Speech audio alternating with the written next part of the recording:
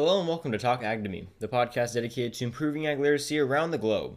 I'm your host, Brendan Black, and it has been a while since I've done an episode, but we are back and better than ever. And today's episode is one that I've been meaning to get out for a very long time, however, I just couldn't find the time to do it. Today I was able to finally get a hold of Eric Bream and get together an interview with him that worked for both of us, and there were no technical issues, and we were able to get it all done, and it sounded great. And so we finally got that all done for you guys, and I'm really excited to have him back on the show and have just the whole My Job Depends on Ag crew back, because we need some interviews. We've needed interviews for a while. We were just having to listen to my voice forever, just doing solo episodes, and it just got really boring and really hard to do. But we're back. We've got interviews. We're going to have more in November.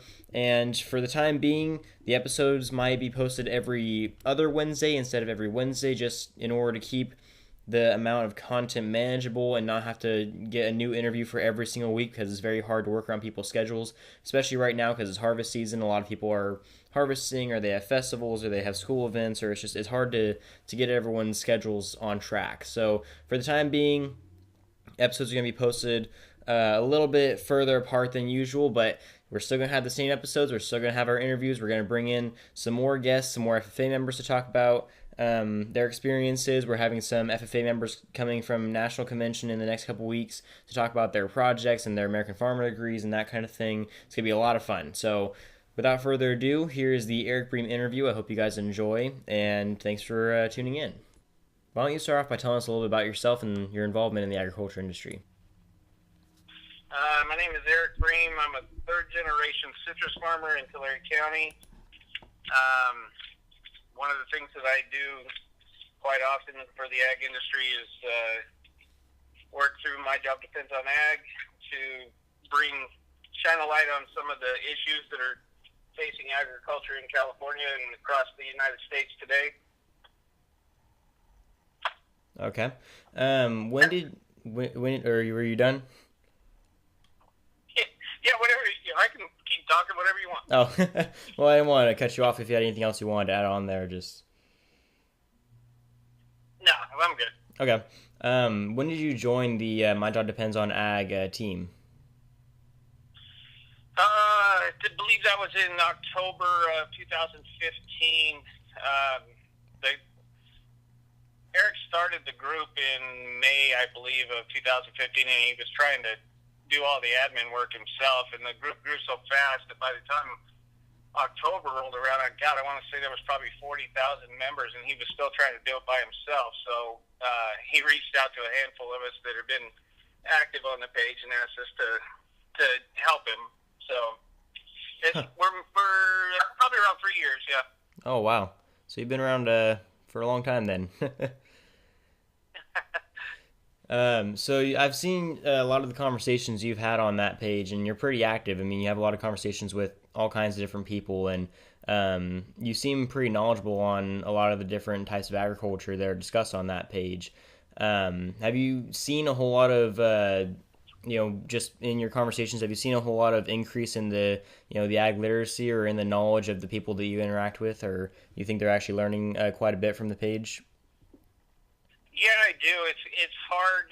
It would be a little more difficult for the average person to see some of the same things that I see, because we're able to kind of look in the background and see, who's able to see how many people have seen and responded to different things. And yeah, I think it's a slow process, but I think we're actually making a difference. Do you think that the page is helping people? Like, do you think they're learning a lot from what they're seeing on there? Yeah, I do. I think there's a lot of people that are learning. It's frustrating. It's social media, so sometimes things get said and that really are kind of counterproductive to things. But with a group that size, we really can't keep it all on track 100% of the time. We're pushing 85,000 members now, and it's we talk about some of the more divisive things that are going on in ag, and people have pretty strong feelings about them, and sometimes that doesn't translate into actually what our mission is, which is really to educate people. I've said it a lot. The idea of ag education or ag literacy really starts with us. In the way we bring the message to the people that need to hear it, because a lot of times we kind of fight within ourselves, and people get turned off to that real quick if they're looking for information. That's a pretty steep hill to climb to fix that. But it's a long process, but I think we're making progress. Yeah, no, I definitely agree. Just seeing the kind of community that you guys have built there, it's pretty amazing. So as we're kind of talking about the types of discussions you were having and a lot of like the information that gets passed around on that page, and even unfortunately some of the arguments that are had within members of that page, what has really prepared you for a lot of those types of intellectual discussions about agriculture?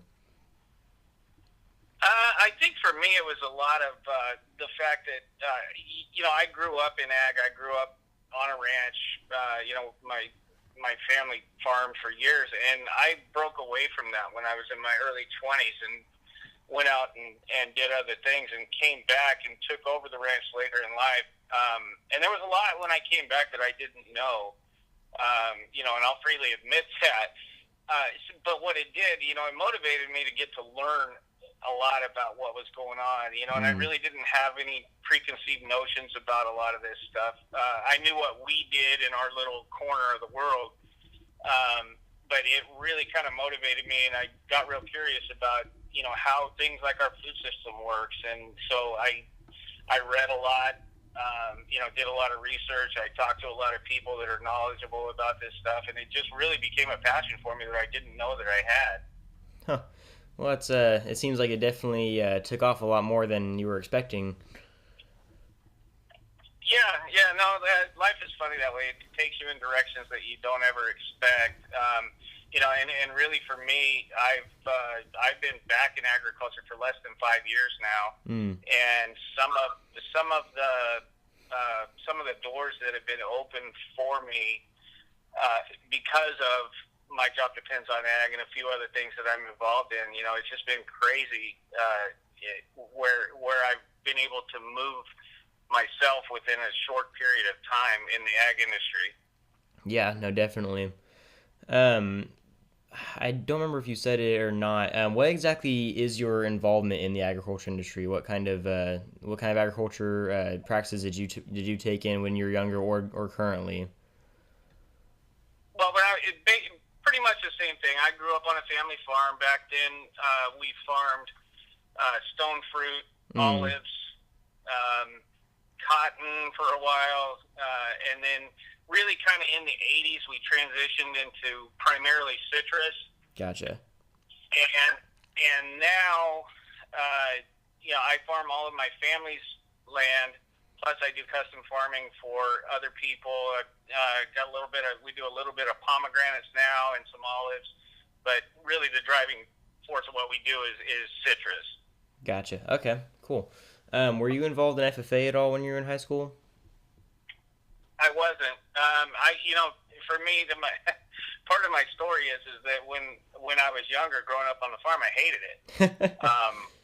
I didn't. It was just I always looked at it like it was, just long hours and always weekends and stuff like that. And when I was younger, I just didn't like it, and some of the dynamics of family come into that when you look at family farms and how that dynamic comes together sometimes with some of those personalities and things. And when I was younger, I couldn't wait to leave.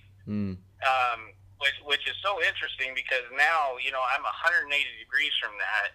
I wake up every day and I'm excited to go and do what we do. Yeah, no, it seems like that happens a lot. A lot of the younger kids that grow up in this industry, they just get kind of tired of it after a while, and they always end up coming back. Most of them, at least. Yeah, and it's for me, it was a very sudden deal. My dad died very suddenly in 2014, and my family was actually on the path to selling all of our ground and getting out of ag altogether. And that was supposed to happen in 2016. And, I just kind of sat down after he died and just really took a long, hard look at what some of this stuff meant to me and what it meant for the rest of my family moving forward, and just decided that I couldn't really live with myself if I just let it go. Yeah, no, I can definitely see that'd be a hard thing to do. Well, I can say for sure that I'm glad. I'm sure that most of the people on the My Job Depends on Ag page are definitely glad that you've jumped back into this industry. That you're a lot more involved now. Well, thank you.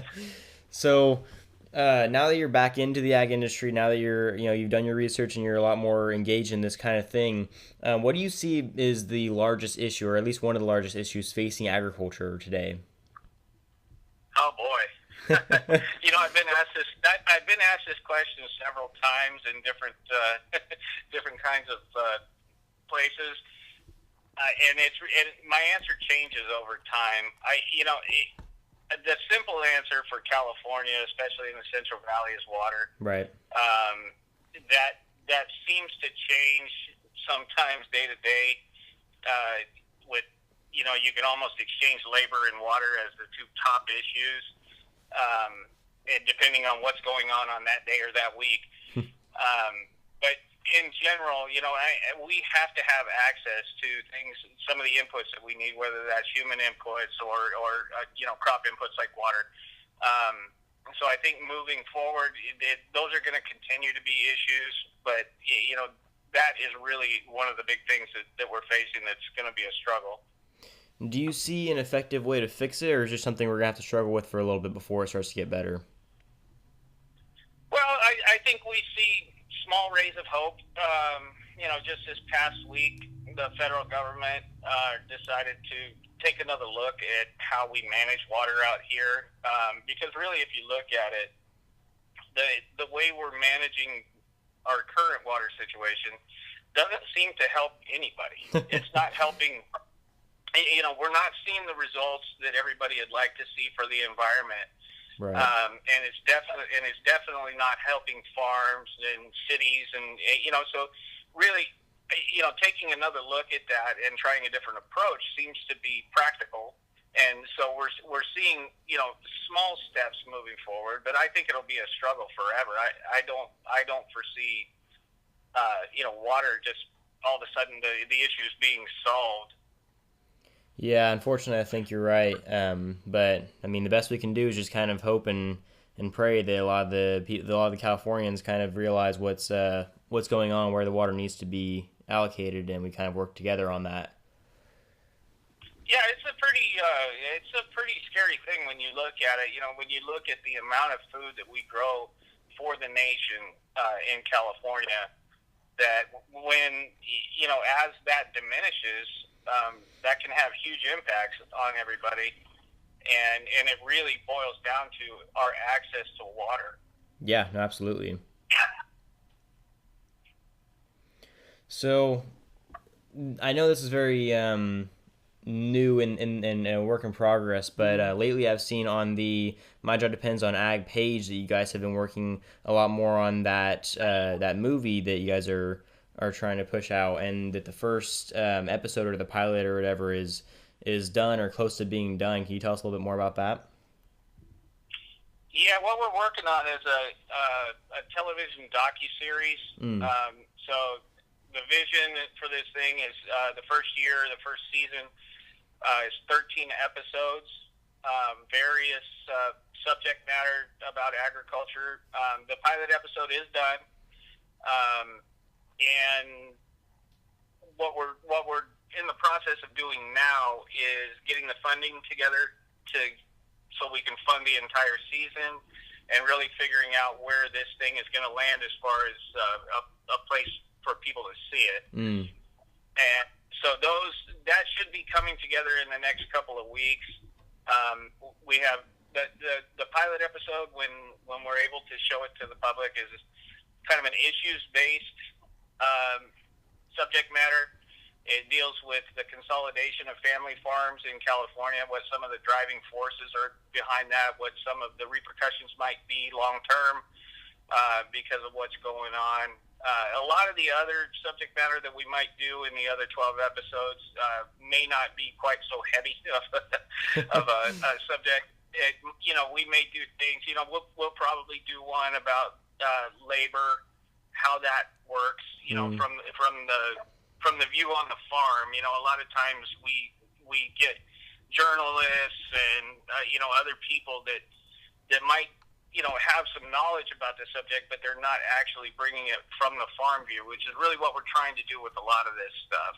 Right. Yeah. Is to make that direct connection between the people who do the job and the people that need to hear, how it actually works. We're kind of what the idea is that we're just going to pull all the filters out of the whole thing, because a lot of times in ag communication, a lot of times we like to gloss over things, make things seem a little different than they are. And our idea is that you have to start from a place of truth and honesty before you can actually get someone to trust what you're saying. Absolutely. Yeah, no, I agree with that entirely. That's something that I think is a very positive and very good project that is, it's going to help out a lot of people, hopefully, and something I'm going to be advertising the heck out of as soon as it starts getting a little bit more, out there, and once you guys find a platform for it. So I can't wait for that to come out. I think that's going to be really cool. Yeah, it's gonna be fun. It'll be eye-opening, and most of the professionals that we've talked to in the entertainment business are just kind of floored when they hear about it and see what we're doing. That everybody recognizes a need for this. Nobody's really thus far is being able to pull it off of the ground, and we're really close to doing it. Yeah, no, that's awesome. And just to have somebody from our area and our background that's able to make that kind of impact, it's just something that's not very, it's not seen very often. So it's kind of special that way too. Yeah, and really what we're hoping for with the series is that, knock on wood anyway, we really want to take this thing to a national level and be able to do more and get more eyes on things, because a lot of times, I just had this conversation on Facebook last week with somebody. A lot of times here in California, we feel like we're the only ones, or that our plight in this whole thing is worse than everybody else's, and we kind of stand on the top of the hill in the glass house, and think, well, nobody else has it as bad as we do. But when you start to listen to the stories across the country, they're very similar. We've got different crops, we've got different issues, but ultimately they boil down to a couple of the core problems that go on with ag. And so we really want to push this thing across the country and talk to people in other areas, so we can even break some of those myths that people that farm here in the valley feel, that we're the only ones that suffer, right, so to speak. Right. No, exactly. With this whole project, I know that in at least part of the pilot, one of the main things you guys do is you do showcases of various farmers and their agricultural practices, and you interview them and their life in agriculture, and obviously you find a value in increasing agricultural literacy. So how do you really convince these older farmers to share their knowledge about agriculture and to teach others? Because it seems pretty common that a lot of these older farmers are just, they shut off the rest of the world. They don't want to tell anybody what they're doing because they know that somebody's going to get upset with them for doing it. So it seems a little hard to get them to share their story. Yeah, there's a cultural barrier to some of this, and I know from growing up in agriculture, you kind of get this indoctrination real early that you just keep your head down, keep your mouth shut, don't worry about what the neighbor's doing, and all of that stuff. And it's kind of translated into the fact that, as we've moved forward, we've let other people define our story. Yeah, no, exactly. And when that happens, things go a little astray. Yeah. And so we're really trying to pull that back, which is tough. And as far as some of the older generation of farmers, I really don't know how you do it. What I can tell you for sure is that there's a lot of them in the background that are listening, and a lot of them in the background that are cheering for us. I don't know if you ever get a lot of them real comfortable with kind of climbing out on the tree limb with you. Yeah, no, I think that there's always going to be some that they like what you're doing, but they don't want to be part of it just because it's hard to make that jump. So Exactly. yeah, well, I appreciate you coming on and talking to us about future projects and your involvement in all this, Eric. It's a great pleasure. Okay, anytime, Brennan. Yeah, well, we'll hope to hear you again, and as soon as this documentary thing is starting to pick up a little bit, I'll definitely have either you or Eric Wilson, maybe both of you, back on to talk about it a little bit more. Okay, just let us know. All right, sounds good. Thank you so much. All right, buddy. Thank you. Yep, see you later. Bye. Bye. So there you have it, guys. Big thanks to Eric Wilson for coming on and talking on this show. It's great to have him back and to hear about that documentary, which I'm super excited about. I hope you guys are too. And as more news comes out about that, I will definitely let you guys know. I'll be advertising it like crazy because I'm super excited to see it too. And they could use all the support they can get. They need the donations and the help and raising the funding and that kind of stuff. So show them all the support you can. And thank you for showing support on this podcast. We're like I said, we're back and better than ever. We're having our interviews going, and the episodes are more likely going to be a little bit more spaced out than they were before. Although next week I will be posting, well, for you guys tomorrow, I'll be posting a little bit of I guess you could call it a vlog. It's an episode based around the Harvest Festival going on at my community college, College of the Sequoias, and that's just kind of it's a fun festival that celebrates agriculture and something that I wanted to encapsulate a little bit for you guys. So I'll be doing some coverage on that as well. Maybe I'll interview a couple of the teachers or a couple of the students over there and just kind of show you guys what an ag festival looks like in Tulare. So thank you so much for watching or listening, I suppose, and I look forward to posting more episodes for you guys. I'm glad to be back. So thank you, and don't forget, if you ate today, thank a farmer.